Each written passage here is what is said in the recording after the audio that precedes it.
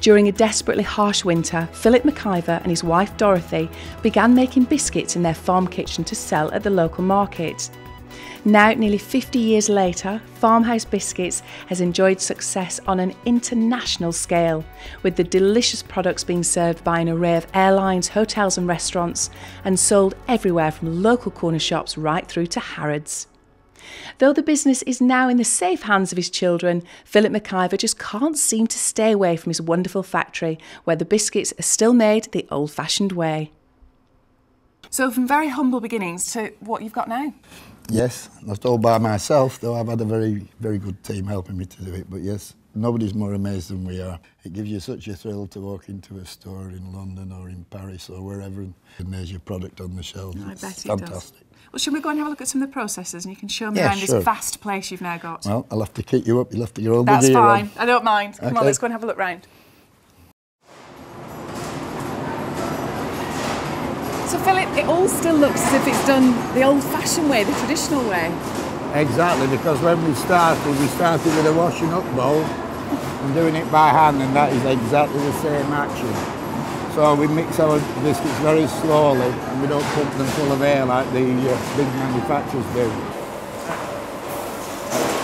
So obviously you're a local Pendle-based business, but you've got some really major customers, haven't you? Yes, our biggest single customer is Harrods. We're very proud of their business. We've 80 lines in the store at the moment and they do about £2 million a year with us.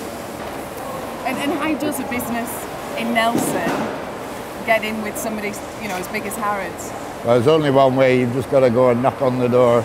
Twice a year, I used to go down twice a year to Harrods and Fortnum, knocking on the door, showing them what I've made, showing the products that were obviously wrong for them, but they liked the biscuits.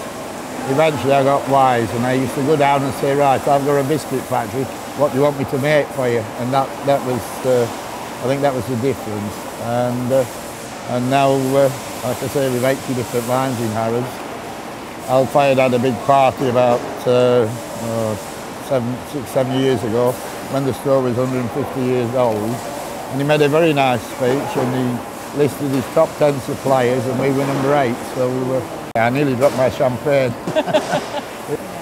So it must seem that you've come from making biscuits in your kitchen to supplying Harrods and being mentioned as such an important supplier for a massive company. Makes you very proud. Yes, very, very proud. Do you think the Queen eats your biscuits? I'd like to think so. These are for the Royal Collection that they're going through now. I'd like to think that she did, because at some stage I'd like to apply for a Royal Warrant. But I need to find out whether she actually eats them. I think just supplying her shops doesn't quite qualify. Well, no, it doesn't. We could find out. You see, the Queen could be eating these very biscuits, couldn't she? Who knows? I hope so. I hope so. They're certainly fit for her. How many biscuits do you think you produce in a week? Well, we're doing about 64 tonne at the moment a week. We keep all the packaging in here. As you can see, there's a lot of it. How many tins have we got in here now? Oh gosh, I don't know. Millions. At least 1 million anyway. But we fill about 3 million tins a year. They're coming in and going out all the time, so it keeps us very busy. Well, Philip, with 64 tonnes of biscuits each week and a warehouse full of millions of tins, you've got some serious delivering to do, so I'm going to leave you to it. Thank you. It's going to take me a while in this. I think it is, but lovely to meet you. And you. I'm going to have a cup of tea and an oat flip. Bye. See you. Bye.